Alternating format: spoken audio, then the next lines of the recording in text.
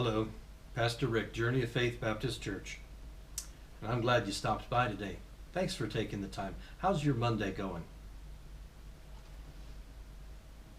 Well, for us, our Monday is a little cooler. It looks like it's going to rain. It's not going to get over 60 degrees where I live. Now, as I tell you this, that might sound like it's ridiculous, but in this elevation, in this part of Colorado, this is normal. But if I were to tell you, you live maybe in the great states of Arkansas or Alabama, Mississippi, Louisiana, that it's only going to be 60 degrees, chance of rain, and it's going to be near freezing overnight, you'd say, man, that guy's not telling the truth. In some ways, it depends on where we live. You've already experienced springtime. My folks are in Arizona, and they said it's been 105, 102. When I tell them it's going to be, the high is only going to be 60, it's hard to believe. It's hard to remember a time for them when it was 60 degrees. They think it's fake news. It's not. But folks, let me warn you. You're going to hear a lot of things. You're going to hear a lot of things from the mainstream media and even the not so mainstream media. Some of it's going to be true, some of it's not. But God is in control. And the plan of God is moving on. God's calendar has never slowed down or stopped.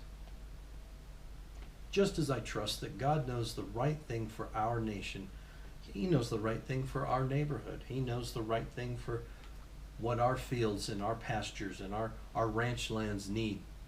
He knows the right time to bring the rain and the right time to withhold.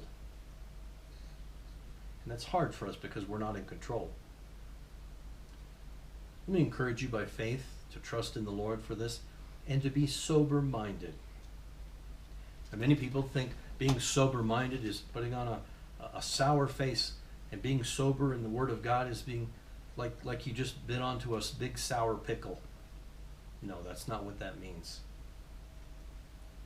The Christian sobriety, well, obviously it could apply to alcohol, drugs, or any addiction that happens to cross your mind at this moment. But that's not what I'm talking about right here.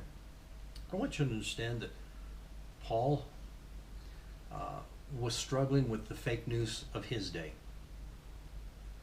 There were written reports that the Christians in Thessalonica had missed the rapture.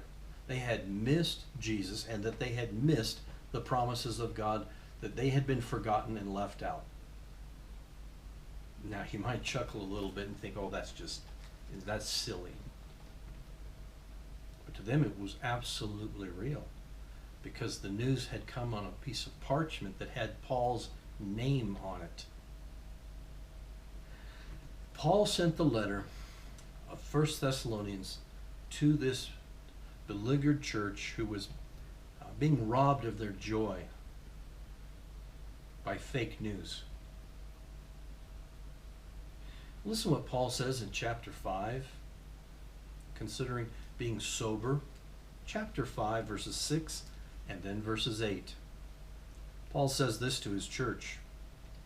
Therefore let us not sleep as others do, but let us watch and be sober. Sleeping here doesn't necessarily mean falling asleep. It means being dull of sense. It means having your eyes clouded over to where you're just mumbling through the day.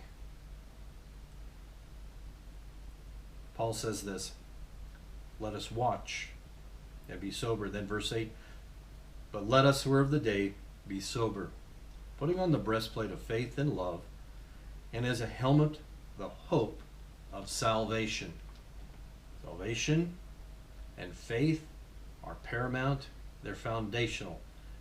With these things, you are encouraged to be sober. Now, what does sober mean? Sober means this. It's the Greek word nepho. It means to have clarity of mind. It means to be alert, calm in your spirit. It doesn't sound like what you've really maybe always thought of as sobriety. But Christian sobriety has a calm alertness tied and associated with it. Not sleepiness, not just thumbing through the news, one news article after another until you're becoming dull, but to be sharp, to be clear, to look at things from a godly perspective. It means to have the steadfastness and self-control in morality as well. To be sober means to be morally sober as well. So in these times when we're struggling to, at times many of us are at home. Your state or your town, your county may open up in different times in different ways.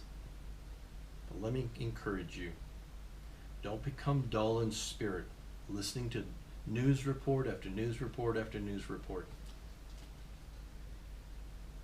Let's ask God to help us with our clarity, to help us to be sober, and not just to pay attention to the things that tickle our ears. If you come at the news with a certain bias, then you'll support news articles that support your pre-beliefs. Let me encourage you to be sober, to have God's clarity. Now, just as I mentioned earlier that God knows the right time to bring the rain, He's going to water our pastures in His time, our ranch land or our farmland. He's going to water the cities and the areas around us. And it'll be different for our area of the world than it is yours. But folks, God's time is perfect. He brings the rain at the perfect time. And God's calendar has never slowed down or stopped. He marches on. His calendar is moving forward, and we're drawing ever, ever closer to Jesus Christ. When He calls His church, Paul says, now more than ever is the time to be sober-minded, to be clear, not to be dull of senses and fall asleep, and not to be swayed by fake news. Christian, or maybe you're just the person who's hearing the sound of my words today. You know what I'm saying is true, don't you? We've all experienced fake news to the point where we say, I just don't know what to believe anymore. Let me encourage you. The Word of God will help you, will guide you in truth. I'm glad you stopped by today. Be sober-minded. Let's not fall asleep. Let's base our sobriety, our Christian sobriety, on our faith and our salvation in Jesus Christ. God love you. Good day.